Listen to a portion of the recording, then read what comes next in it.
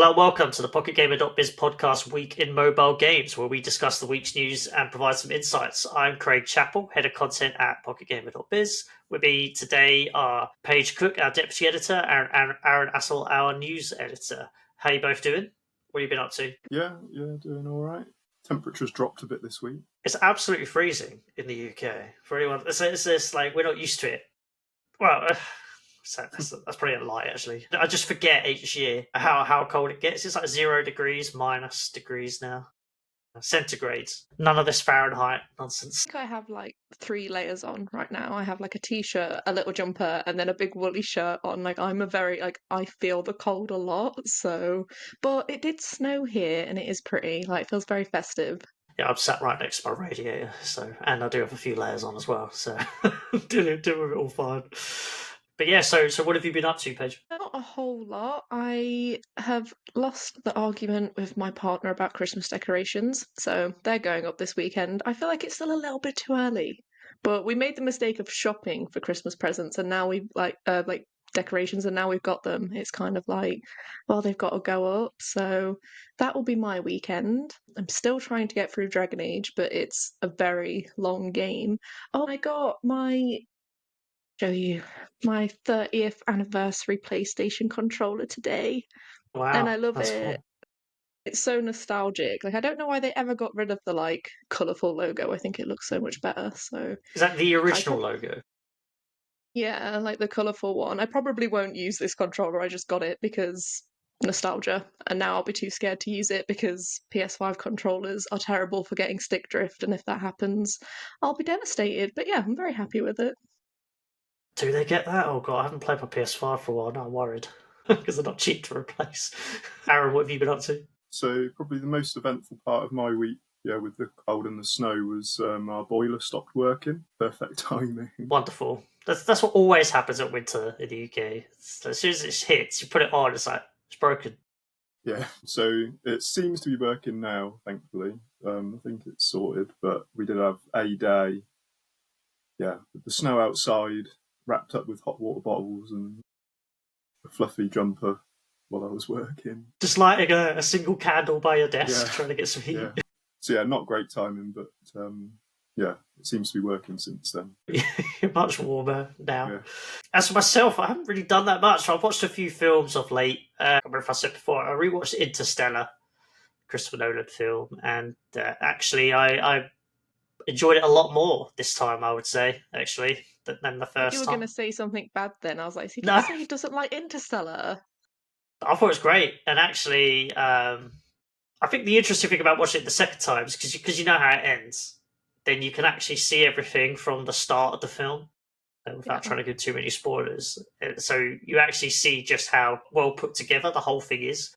The first time it all feels a bit random, almost. At the end, you're like, why is this happening? But actually, I just thought it's fantastic, and there's so many. The music's amazing as well. There's so many great bits about it. And then random Matt Damon in the film, which is always makes you laugh every time I see it. So I could just remember the first time. I'm like, oh yeah, isn't it? I also watched a very, very different film, A Man Called Otto, Tom Hanks film, which actually was really, really, it's quite a lovely, well, it is quite a lovely film. It's about a very kind of has a dark theme at its core, I guess. But I kind of highly recommend watching that, actually. It was a really nice film. I don't know if anyone, have you reviewed it? I've seen that one, and I like Tom Hanks, but that doesn't sound It's on like one I've Netflix. seen. I have to have a look. He's like this old, grumpy man, and he kind of hates everything and everyone. And then a family moves in across the road, and the classic, he starts opening up a bit more throughout. I'm not saying it's all completely original by any means. You know exactly where the story's going most of the time. But it was still a good film. Right. And obviously I've been playing StarCraft as well. Another plug. Right. So before we get into the news, the usual plugs, please do check out the top 50 as always. And then Pocket Gamer Connects, we've got that coming January 20th to 21st in London. So if you're interested in speaking of that or want to attend, there's links in the description. We've also got the Pocket Gamer Awards, which is run by our sister site, PocketGamer.com. That's taking place in London on December 6th. So link in the description.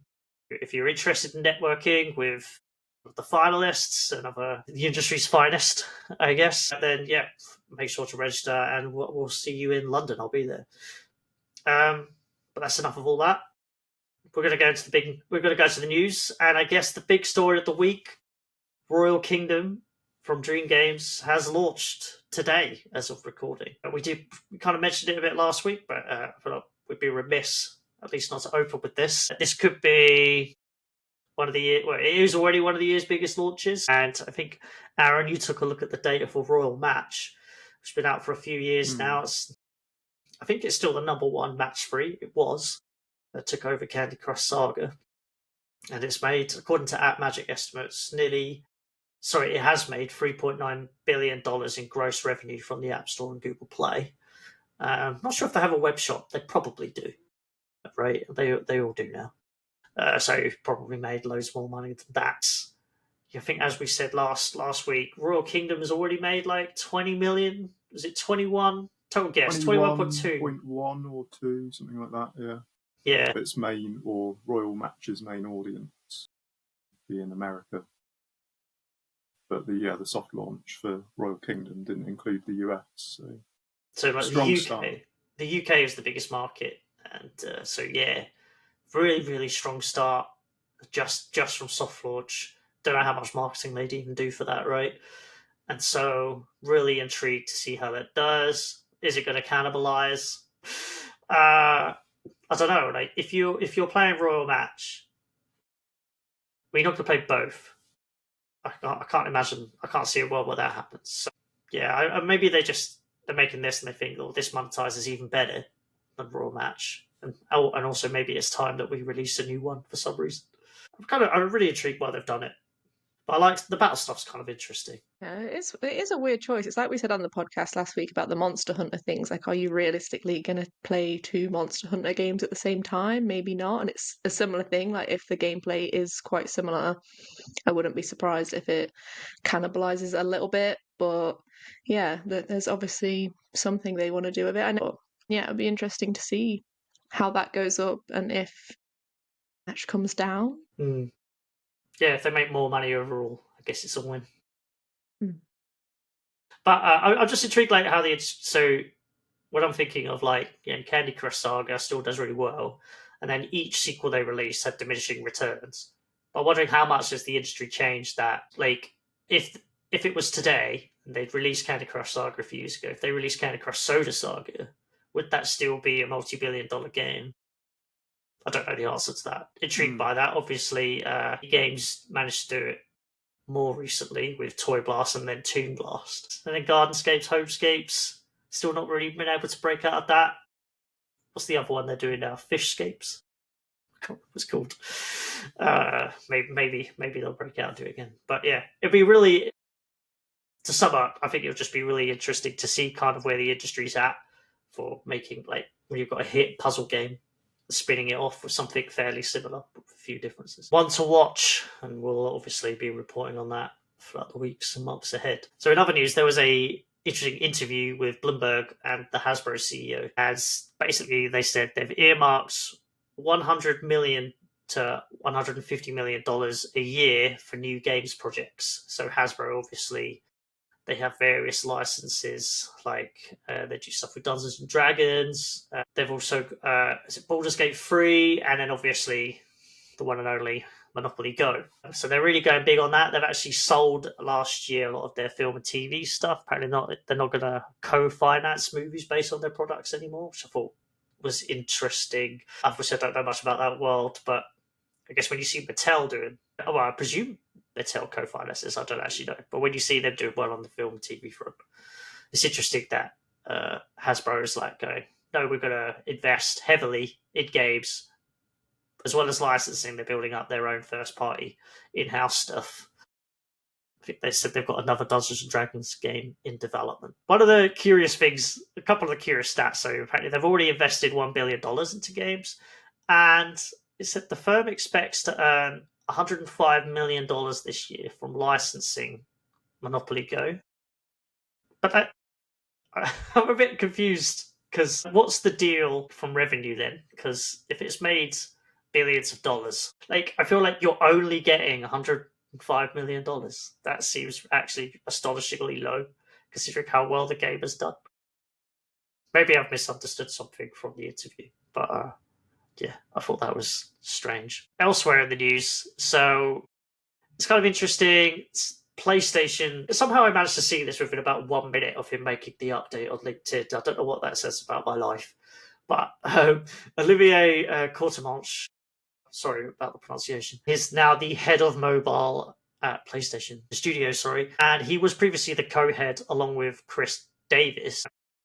There's no news on Chris Davis's role, so I'm assuming that these are changes, changing from co-head to head, and I don't know what that means for Chris. We've reached out for clarification, haven't heard back this week. But at the same time, so it seems like there's a bit of a shake-up at PlayStation. Justin Kubiak has been named as their new head of business development and partnerships. He previously worked as licensing and developer partnerships for mobile. So some changes going on there. Obviously, recently they closed Neon Koi / Savage Game Studios. I'm still in the place of like, this is kind of the head of what are they actually working on for mobile? Are they actually going to stick with it? I guess if they're changing roles around, the suggestion is they want to do it, they have some sort of plan. Curious to see what that actually looks like, or if in, say, a year or 2 years' time, we're still going to be saying, what's Sony doing with its mobile business? Unless they're managing, like, the Destiny Rising stuff, which is because all that's NetEase. really the only game that pops to mind when I think like PlayStation and mobile. But like you said, if they're moving jobs and changing positions around, surely they're doing something. But what that something is, I don't really know. So in other jobs news, live streaming platform Noise has appointed its VP of Product, Tumas Rinter, as its new CEO. So he replaces co-founder Jussi Laakkonen in the top role, and he will now take the position of chairman. So if you don't know Noise, it's Aaron. You did an interview. Was it earlier this year or I was going to say, I think that was last year. Actually, I got a preview of the platform and spoke to them a bit. So, yeah. How did you find it? So it's basically they're like, I hate using the word, but it's like gamifying live streaming a bit more. So instead of just watching it, there's more interactivity. Essentially, at least when I previewed it, I guess they had a set couple of games that were currently supported that had these gamified elements. Then where you could, while watching, basically collect cards that you would use as like predictors. So you would guess, like in the next however long, someone's going to get a headshot, for example, in a shooting game. And then if that happens, you'd win points. And then there were different like materials that you could play. And I think, so then if the streamer like collected those materials, you'd get some kind of reward from it as well. And it's kind of, I guess, a little bit like bits on Twitch. You can like gamble, so to speak, and people do predictions on what's going to happen. So I guess it's kind of like that, but a little bit more gamified because there are cards that you play with the hopes of something happening rather than the streamer having to set it up every time for like the prediction. Interesting twist. I feel like there's room to be for like a Twitch rival, but it hasn't really panned out that way for companies that have invested significant sums in trying to get influencers. Interesting to see where that goes. And some other quick jobs news. I think we've got like Almedia, the rewarded user acquisition platform. It's just really interesting space. I think we talked about it a couple times now. Keep hearing a lot more about it. There's a few companies there. What the others like Misplay, Gamelight, etc. And but Almedia's just hired 17 new staff I believe on top of the 80 employees they have in Berlin. They've got another 25 roles open, and they want to expand across Europe and North America. So, yeah, it seems like the rewarded play space is kind of blowing up. Really interesting, like the ways that they do it. I don't know if our media is different or this is how they all do it, but they basically run their own user acquisition campaigns to get to get users to their platform, which is free cash. And then from that you get given there's a lot of interesting games on there actually, and then you get given like certain tasks to complete in those games. They might be complete a level or spend money. And so you go to those games, you do these things, and you're doing it because you get, as the user, you get actual cash reward. And then the idea being that hopefully you actually stay. So you might not. So then in which case you've just kind of taken money and run. But you might then stay and pay more. So it's a really fascinating space. And I guess what makes it interesting is that these companies probably have a lot of data on their users that you might not be able to get now elsewhere. Yeah, really fascinating evolution of user acquisition after Apple's privacy changes. So a couple of quick stories that I'll go through, but I really wanted to go on this. King stopped supporting Candy Crush Blast and Candy Crush 3D. So we reached out to them. So Aaron sent an email, and it's like, these accounts are right. They haven't been updated since December 2023, when we presumed they were put into soft launch, different spins on the Candy Crush IP rather than just releasing another match game. And they didn't really answer the question. So their quote was, so our question was, did you cancel these? And then they said, we've gained valuable insights from recent tests that help us fine-tune our approach to delivering engaging experiences. Testing new ideas is part of our ongoing commitment to enhancing our gameplay experience, and we're always learning to ensure we design games that best serve our players. So I guess from that, these were maybe, I don't know, it's like, I guess you could look at it a few ways. Those games failed in soft launch, didn't hit any metrics, so they cancelled them. Or they were just literally just tests for something, but for what? Or they're not going to put Blast into Candy Crush Saga, are they? Unless I've missed something, and that is a thing. Like having, prototypes of things that maybe you're just trialing an idea, but yeah, having these games and just saying that it's just kind of a test for something. I don't know, like it maybe seems more likely that they were just games that didn't work out, so they're no longer working on them. But I guess why not just say that? Yeah, I'm not knocking, like, if you soft launch it and it fails, great, in a way. Yeah, That is like, the point. It happens. Yeah, it was curious, but yeah, those games looks like they don't, in their current forms, I guess, don't have a future. But the one interesting one was that Candy Crush Solitaire is actually getting updates. Who knows if that is just some sort of not intended for launch or some sort of test. I have a feeling that obviously if it does well, yeah, they're going to launch it. Which would be really interesting, because I think King struggled for a long time to kind of expand into different kinds of games. I remember for years they wanted to get into mid-core. They've tried that on and off, and it's just never worked. And as I bring up every now and again, their long lost Call of Duty mobile game, which I think was being made in Sweden, and the big announcement, and then you never heard of it ever again. Interestingly, I was just looking up, because I think when I was covering this earlier in the week, I looked on the Play Store pages, and they did refer to Blast and 3D as brand new games in the Candy Crush series.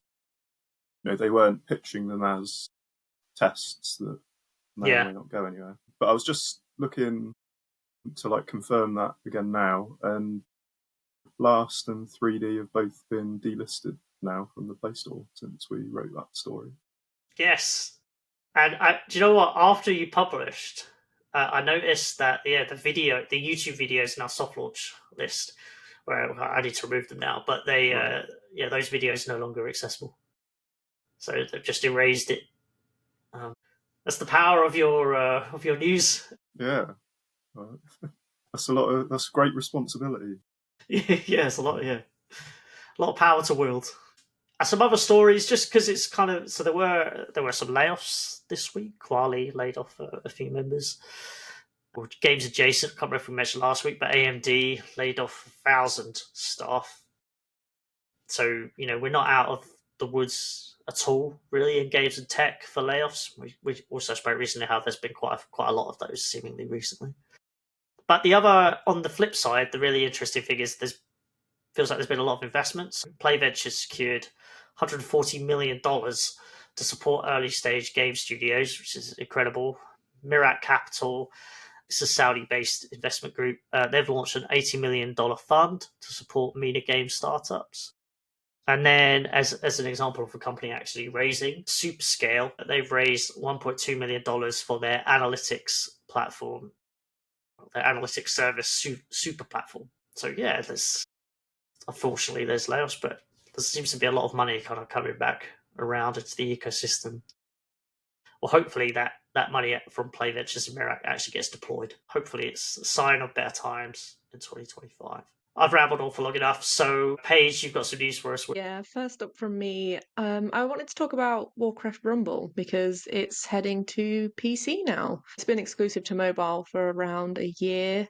And they did sort of say when they were originally building it that it was built with mobile in mind. Like that was kind of like a big thing about it. Since its release, it's done 64 million, and that's with no release in Chinese markets, which I feel like, if it had that, it would obviously be a better number. But it seems like over the year, it's just kind of been in decline. Monthly earnings have dropped 92% within that year. So, you know, really not good. Which then sort of brings me to, is that why it's coming to PC? Like it's obviously not working out. Bringing it to PC where obviously, Warcraft is, more popular. But again, like I said, the whole it being a mobile game was a really big factor in it. Before it released, I was in like a press thing with a couple of the game developers and a couple of other of the press and stuff, and they like it's a shame because they were all like so excited and really really passionate about it, but it just seems like even though there was the whole mobile in mind, from kind of researching it and looking into like why it's maybe not doing well, it seems like maybe the game hasn't been optimized for mobile that way, like well, because it seems like people have a lot of like problems with it, and even just sort of certain aspects of it. So like there's like not really a social element that seems to be a big deal for people. So like there's clans and things in the game, and there's no way of actually making those feel like they're active. So could you maybe bring that to life a bit more in PC, perhaps? But is it enough to bring this game back from the brink? I don't know. And again, looking at it, there hasn't, I think you wrote the story, Aaron, but from what I can tell, there's not a lot of word on how cross-play or cross-progression is going to work between mobile and PC, which to me, if there isn't one, that's going to be a major negative. If you've been playing this game on mobile for the past year and then it comes to PC and there's not some sort of cross-progression, like I know I personally wouldn't want to start again. I would like to assume it will have that feature, but yeah, I think it will be a really big negative if it doesn't. Yeah. I think so far they've not said it's not going to have crossplay, but they haven't confirmed it will. Just not commented on it. So, as you say, you'd think, like so many games do have crossplay now as well. It would seem like quite an oversight to not do that. Yeah, I it's kind of just suppose. become the standard, really. Otherwise, yeah, because people just don't want to start things again. Like I said, I would assume that it will have it. I just don't know if PC and mobile having it on both places is that enough. I guess like if you can do it, you might as well. But I don't know if investing more into the game that's kind of failed on the most accessible device around is I guess I can't what I'm saying is I can't really see it being more successful on PC. I wonder if there was just ultimately an issue. I don't know because I'm not like sort of like a big Warcraft fan, so I don't know kind of what fans are after. But like, I guess if I just look at the style of it, is that what like World of Warcraft fans want from this Yeah, game. that's true. I think part of the thing is that obviously that genre, like on mobile, is quite popular. So just having the Warcraft name attached to it isn't enough for it to be a good mobile game. So I don't know, like, yeah, was mobile the right choice from the get-go, or wasn't it? But yeah, it would be nice to see it make some kind of comeback. I'm just not sure that will happen. I feel like, well, it's not like, to me, it's not like if mobile was the right choice. It's just the game itself was that the right direction to go with that IP. All other Clash Royale clones have failed. It's like that meme from Arrested Development, where the guy's just like going, "Yeah, everyone always makes that same mistake.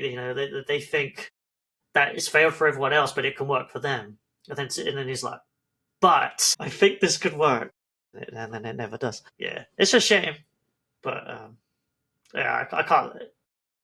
Maybe, but I can't really see it working at all on PC, and maybe that'll be another game that just sort of ends. And then next up from me, also, if you can hear Ozzy, my cat, meowing in the background, I'm really sorry. I think he's just like, excuse me, it's my time, but I think He my has some partner is. opinions Yeah, he's on like, I'm really Warcraft passionate Rumble. about that game, but yeah, hopefully he'll get distracted in a minute.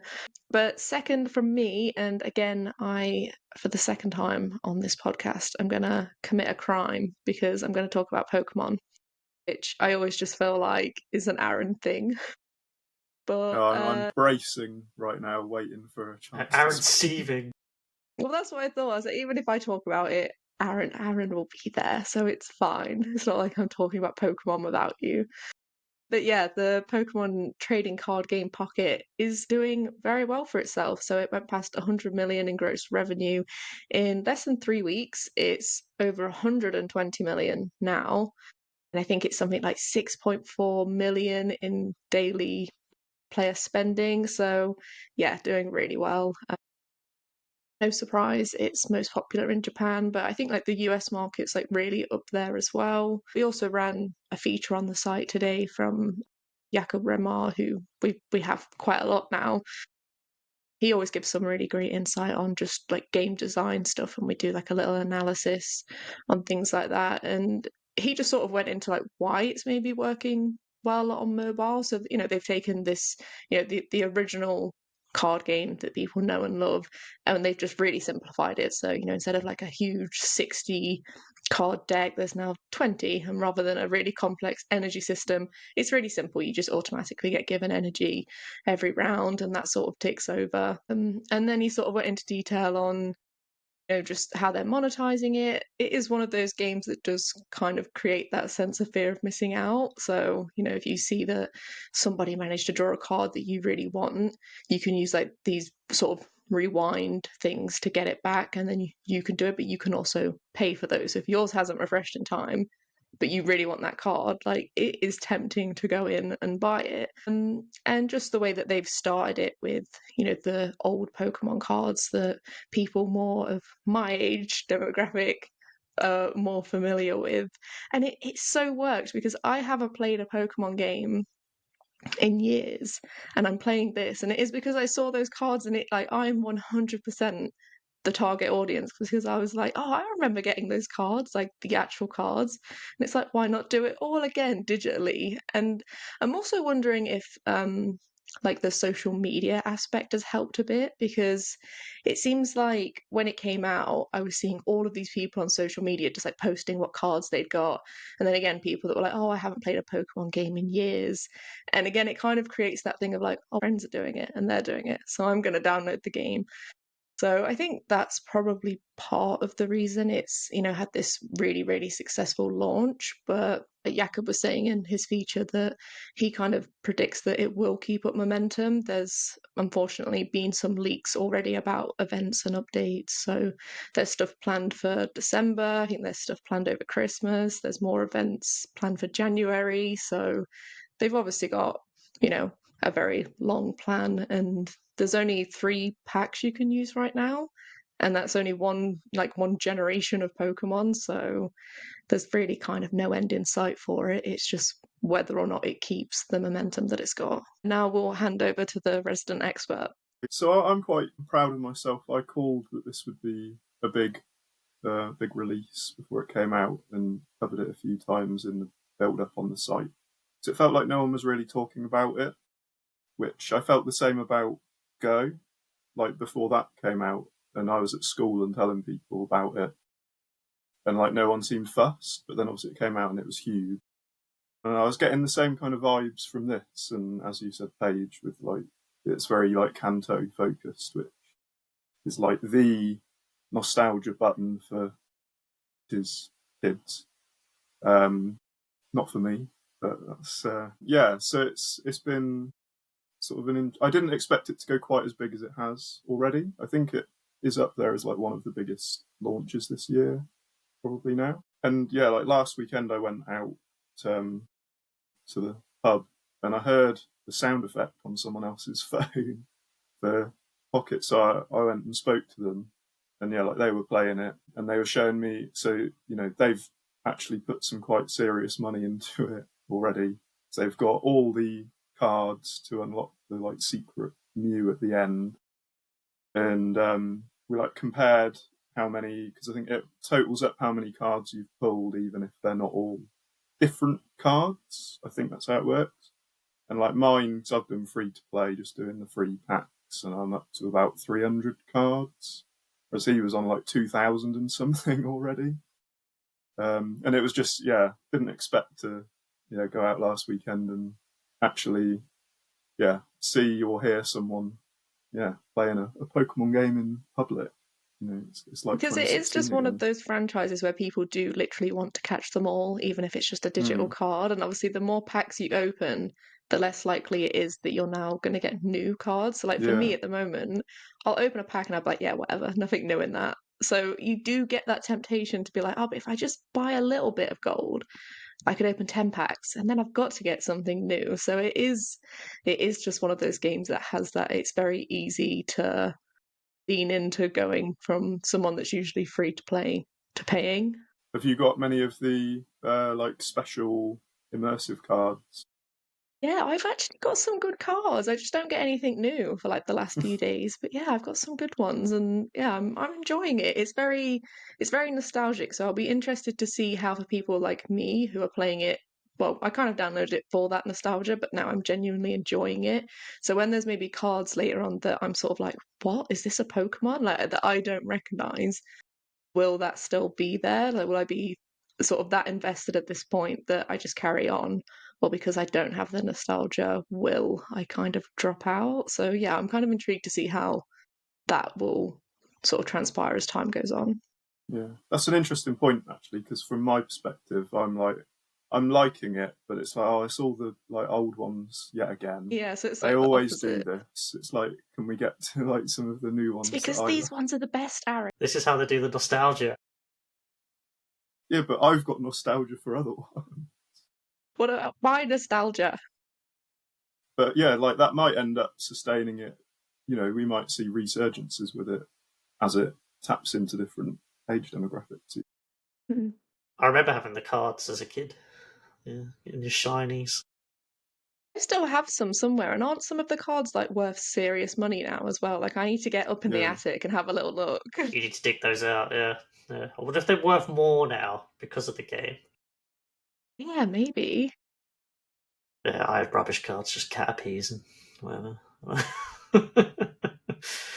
The interesting thing you said there, I definitely want to push back on, like, Pokemon Go was launching, like, or at least from my perspective, it was a big deal that it was coming out, I think. Like, I don't think the it wasn't media like a. sphere or like more broadly. Yeah, I think both. So, like, in the industry, there was people talking about it for sure. Like, it was quite a lot of buzz around it, and friends were, like, it was rolling out quite slowly around the world, if I remember right. And there were people talking about it. It was definitely notable. Whereas I think you're right though with the trading card game.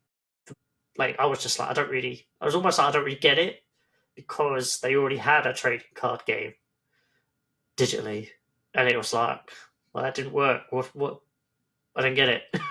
And then yeah, but no, you're right. You were bang on. Like it's blown up, massively successful. Already made just an absolute crazy amount of money. a very short time. So I feel like it's a surprise hit. For some people, probably not. I think for most of us. Yeah, Obviously not. We'll just have to start taking all of our predictions from Aaron. yeah. I did want to touch upon actually really quick because we were chatting about it in the call, and Aaron, you're going to write about it next week. But I guess a sneak peek. Dan Sullivan, PocketGamer.biz, made a really good point about like the playground feel of it and like the secrets. So I know you touched upon some there.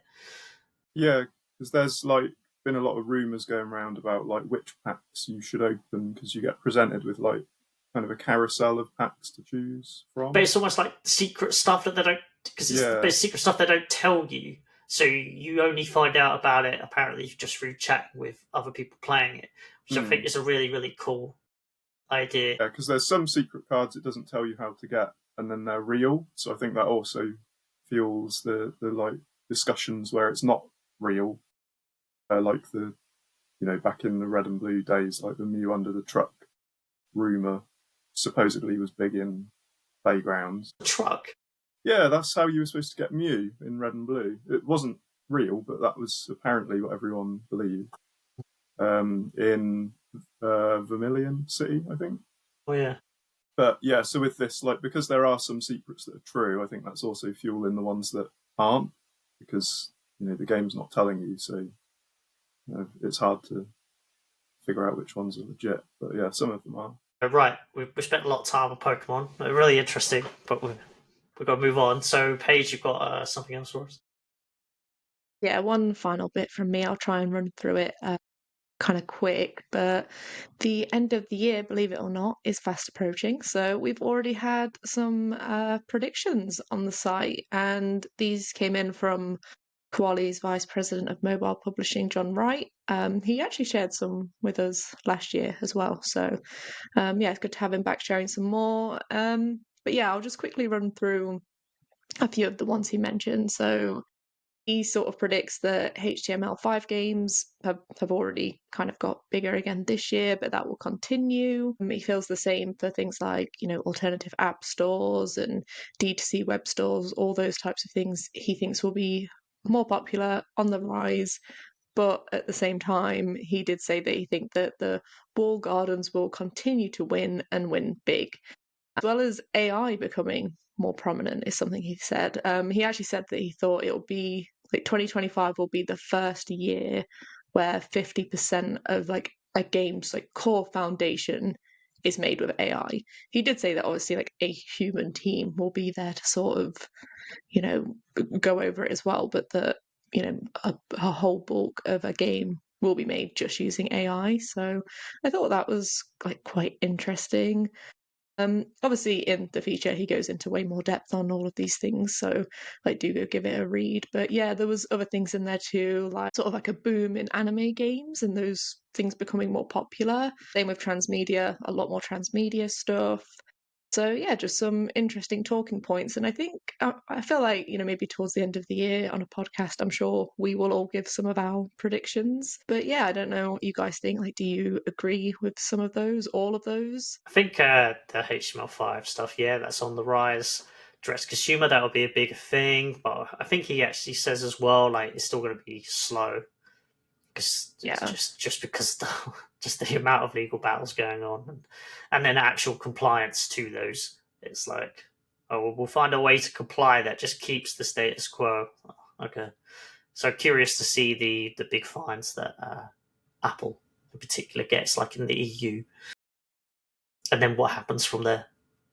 The AI stuff, interesting. Obviously, must be seeing something that suggests that 50% of a was it a game's? Would you say game's core foundation? Yeah, Is made with AI. I'd kind of be quite surprised if that happens, but yeah, I guess that is kind of the way things are going. 50% sounds a lot though. does. Yeah, but if it works, that's yeah. I guess if that's including like indie developers, small teams, like Yeah, I don't think it's referred to like a big AAA game. But it's way too early for that, probably. But yeah, interesting. I think I agree with a lot of it. Thanks for that, Paige. Aaron, you've got some news for us. Yeah, so first from me, so Square Enix has another Final Fantasy mobile title on the way. So they're recreating the 2013 MMORPG Final Fantasy 14. I think it originally came out in 2010 and didn't really work, and then they re-released it in 2013, and it's still been going as like just a cross-platform, long-running game. I think it's covered like PS3 through to PS5, and it's on Xbox and PC. And now they're finally making a mobile version. So Square Enix developed and published the original. 10% owned Lightspeed Studios is developing the new mobile game, which Square Enix will be like supervising, and they'll be publishing it as well. Yes, it's kind of good to have it properly confirmed, because a few months ago, it was in August, there were reports that a mobile game based on Final Fantasy XIV had been given a license approval in China. So we covered at the time that it looked like there was going to be something to do with Final Fantasy XIV on mobile, but we didn't know then whether it was a direct port or a spin-off or what kind of form it would take. And it looks like it is Final Fantasy XIV, but remade for mobile. They've changed some of it and streamlined bits and pieces from what they've said to make it more of a mobile experience. So I think it's also going to be run separately to the PC and console versions, which I guess sort of makes sense with how late in the day it's releasing as well compared to the 2013 version. They haven't set a release date yet, but pre-registrations are open. Yeah. I think it'll do really well, at least initially.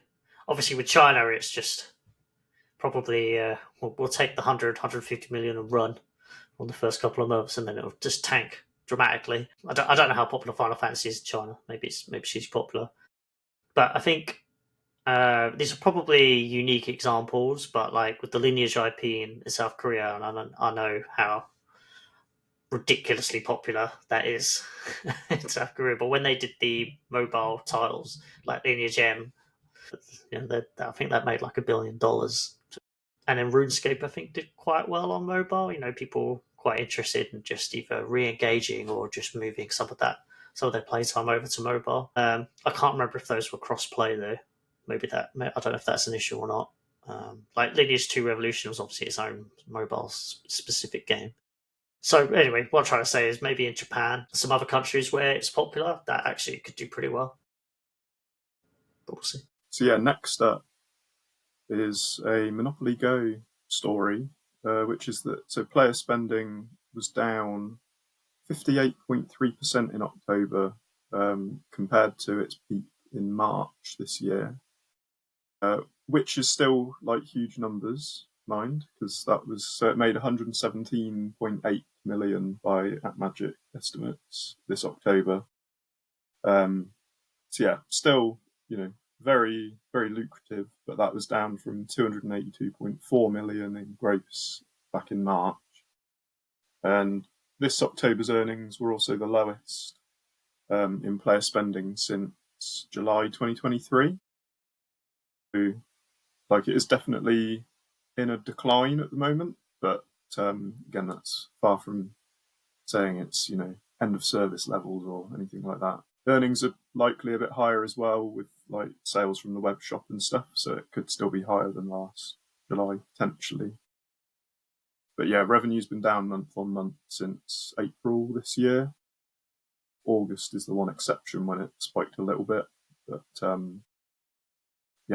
broadly speaking, it is down this year, which I guess whether that was inevitable or not, whether it could have ever kept up the crazy momentum it had in year one, but it is still a very successful game. Worth noting that is just App Store and Google Play revenue. So we don't know if some of that revenue or a lot of that revenue has been moved to their web shop, which is totally possible. But obviously, I guess when you're hitting like nearly 300 million, you're probably going to decline. But I just love, this is just how successful it is. that revenue declined from its high by 58%, and in October, it's still the world's App Store Google Play only, but by revenue, it was the 8th top grossing mobile game in the world still. So if that's your decline, you're doing all right. Yeah. And then, of course, they've just brought in, they've got the new ad campaign out, which whether that will really make a difference or not, but they've got, the power of... Is this the celebrity thing? Yeah, they've got, like, Chris Pratt.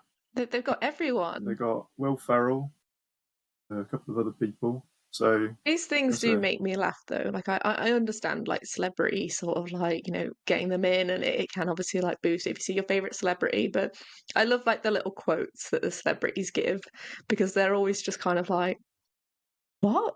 So I got it up because it just made me laugh. So Jason Momoa, he said, "My approach to playing Monopoly Go is similar to how I play the bass, creating harmony to bring everyone together for a good time." I was just like, what? Like, Who wrote what? that? Who wrote Like, that? My God. he did apparently, but yeah, these things just make me laugh. Like, I get it. Like, it is great to have, your celebrities in there, and especially with like a lot of mobile games. Even just this year, I feel like there's been so many like celebrity endorsed games or celebrities in these games and things. But yeah, the little quotes always give me a bit of a chuckle. It's interesting going down that road because, like say, because the Squad Busters was the other one that comes to mind.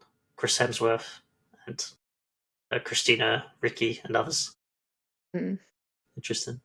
And you had Kit Harington in the Game of Thrones Zynga game as well. I guess that one kind of makes sense. Makes more sense, yeah. It's attached. But yeah. But the point you're both making, lots of celebrities involved. Yeah. Anyway, so then, last one from me is Netmarble's Solo Leveling Arise has officially reached 50 million installs across PC and mobile. The game's currently celebrating its 6-month anniversary. So it launched globally on the 8th of May this year. The 6 months, we're a couple of weeks past 6 months now, but celebrations are still ongoing. By App Magic estimates, the game's made almost 140 million in gross, and that's just on mobile. So another big success this year. Revenue has declined month on month ever since release, so its most successful month was May when it came out, and it made 58.9 million on mobile at that point. So I guess close to half of its lifetime earnings so far were in the first month. It fell to 30.8 million in June, and then kind of fast forwarding to its last full month, so October, it made just 7 million on mobile. Quite a quick decline, really. But something I found quite interesting looking at the data for the story was that its peaks and troughs in terms of revenue aren't as defined as many other like recent gotchas, because I've covered quite a few lately, and we've had like Wuthering Waves and Atelier Resleriana, and typically you see a big revenue spike when there's an update and a new character to try and get from the gacha, and then peters out a few days later and then kind of just coasts along until the next update, and then everyone spends again. But Solo Leveling Arise hasn't really done that, at least based on AppMagic's data. It's sort of just been quite consistent, but also declining. It's an interesting, unusual case for the genre. Thanks for that, Aaron. We're going to move swiftly on to the Week in View section. Paige, you've got Supercell. What's going on? Yeah, so Supercell is integrating Clash Mini into Clash Royale. This is supposed to happen sometime June 2025. I don't know if we did speak about it on the podcast, but I know we covered it previously that they had kind of said this was going to happen, but now it's just sort of cemented that, yep, it definitely is going ahead, and what the idea behind that is. So yeah, I guess rather than this game just sort of fade into existence, they're deciding let's bring it into Clash Royale and make it feel more like a platform. So yeah, like the idea I get. I was actually talking to Oscar Clark, who obviously we've had on the podcast quite a few times. We were chatting about it in one of our morning calls, and we were sort of debating like I get the idea of it and the concept of it, but I guess I'm still finding it hard in my head to visualize like how does it actually look in the game and how much of Clash Mini do they actually bring over? Is it like the game in its entirety as what it was, or do they change it a little bit so it kind of doesn't feel like there's this game within a game, getting very Inception with that.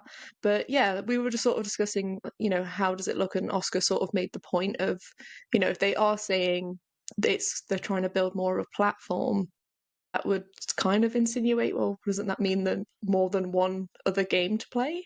So is this sort of the first, sort of idea that they've got, let's put Clash Mini in, and could we expect more things like that to happen? Or is it just, Clash Mini didn't work out on its own, but it's a good enough game that they don't want to get rid of, so we're just putting it into a different game. So yeah, it's one of those ones where like when I sort of read it, I'm like, okay, I get it and it makes sense, but I suppose I'm wondering how it's actually, going to work.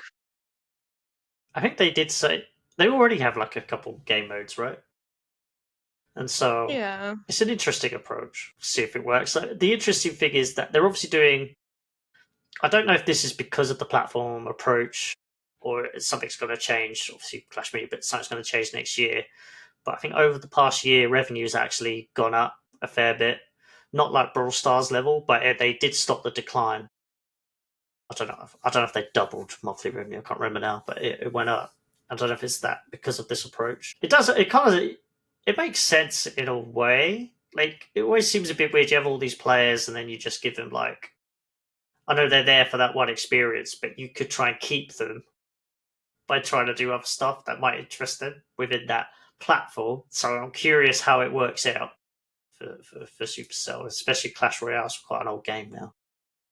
Yeah. Is it technically a metaverse? Is that what they're doing? That's going down the rabbit hole. But yeah, interesting. Thanks for that, Paige. So, Aaron, what have you got for us? Yeah, so I've got another kind of revenue-based story. So Final Fantasy VII Ever Crisis has surpassed 100 million in gross player spending on mobile, and it's done that in just over a year. So it released last September, and then it hit the 100 million sometime in October this year. A bit like Solo Leveling Arise, its launch month was its most lucrative, and then it's kind of worked its way to the milestone from there. They also launched the game with, so in last September they had 2 banners with special weapons for Cloud, who is like the Final Fantasy VII character, and for the main villain Sephiroth. So yeah, I think they started quite strong, and then it hasn't done so well since there, even when reusing those characters. But finally, it's made it to 100 million. The majority of player spending has come from Japan so far, so the Japanese market accounts for 71% of that mobile revenue, and the US is second with 20%.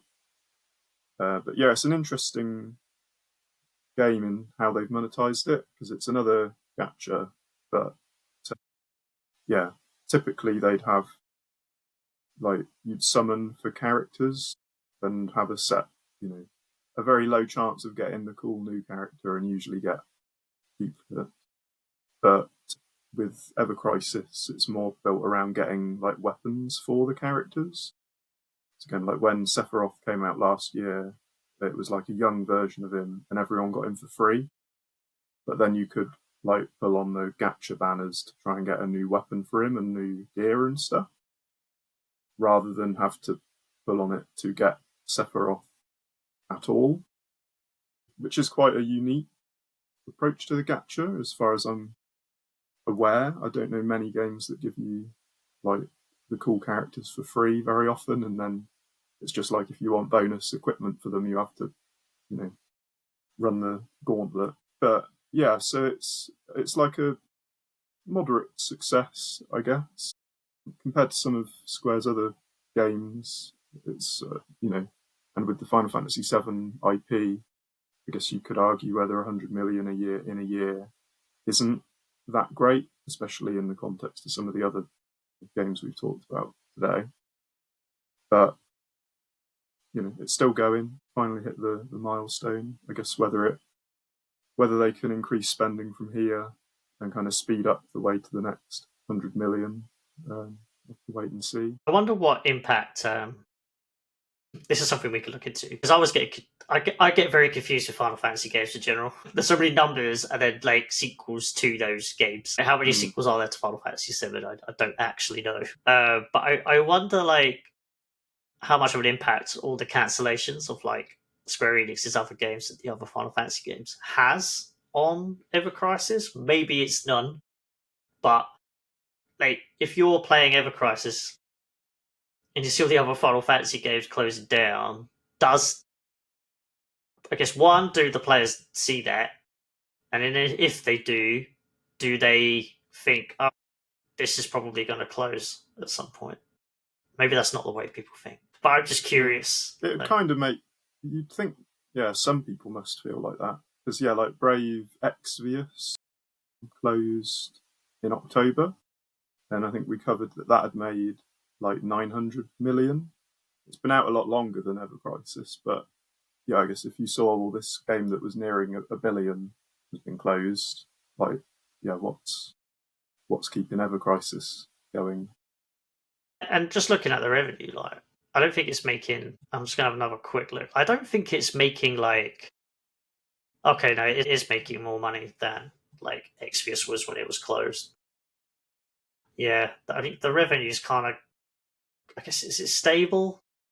I just worry it's going the wrong way. Well, hopefully this is one they keep live. But if I was a player, I'd be like, well, what's the point spending money on this? They're probably going to close it at some point.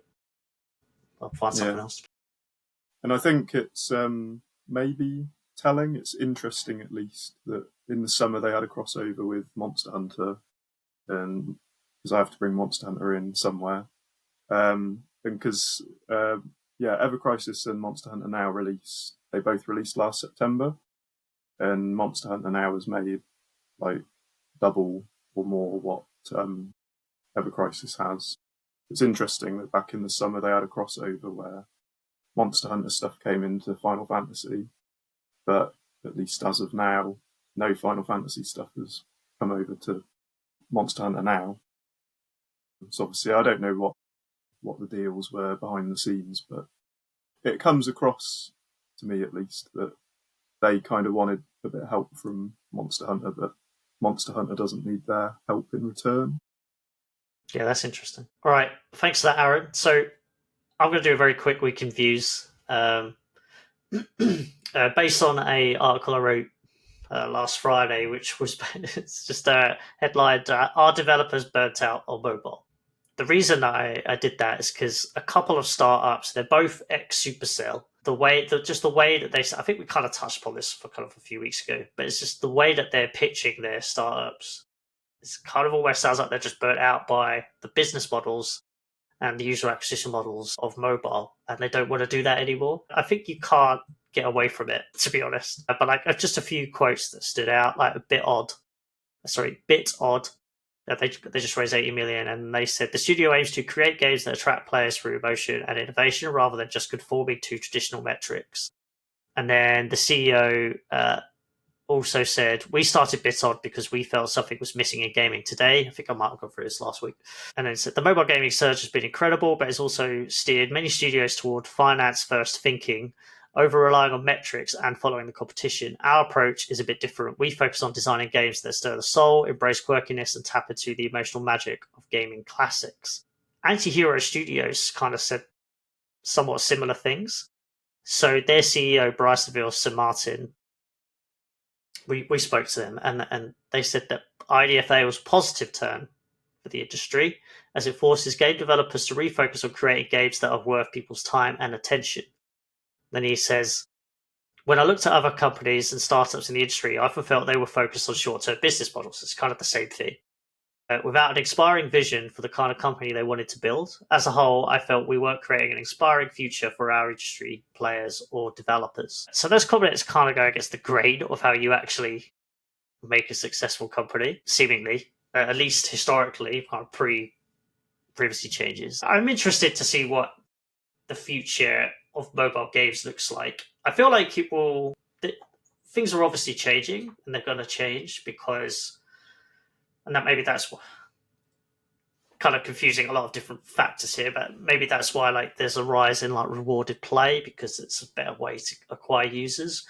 But then you're kind of still stuck in the foundations of the industry, which is user acquisition. Like how do you get out of that kind of what is now the traditional model and move away? I know Antihero was talking a lot about basically brand marketing. They still do performance marketing, but they're kind of shifting to kind of creating IPs that people love and that can kind of go viral. I guess my point in general is just like if there was a better way to do this, a better way to make games and market them, wouldn't the world's biggest publishers be doing this already? Maybe you sort of see that in hybrid casual, but yeah, I feel like obviously you've got to, in a way, like you obviously say these things like, yeah, we're going to make great games. You're not going to say anything else. And I think I touched on this before the previous podcast. You're also not going to say like, what we're going to do is we're going to go after whales and we're going to get as much money out of them as possible. You're not going to say any of these things, right? Even if that's what you wanted to do. I don't think that's what they want to do anyway. But I guess like the PR messaging would obviously kind of lean this way anyway. But yeah, maybe just wonder like our developers kind of just burned out in general by the model. These are only two examples, but they are from the world's biggest games developer. Maybe they have a different view of what mobile looks like from being within the most successful games, one of the most successful mobile games companies, that you could do other things that might not work. But yeah, these are the big experts and this is how they see the future. So yeah, really interested to see what they do. Right. Well, that brings us to the end of the week in mobile games. Thank you very much, everyone, for listening. Thank you very much, Paige, for all your insights. Good to be here. Thanks very much, Aaron. Yeah, thanks as well. Always good to talk Pokemon. You got Pokemon, Monster Hunter. You got it all in. You got it all in this week. The quota has been filled. Mixed it up this time. I spoke about Pokemon a little bit, mixing it up. We'll no doubt be talking more about Pokemon trading card game Pocket next week when it's probably crossed like another milestone. Right. Thanks, everyone, again. We'll see you next time. Goodbye.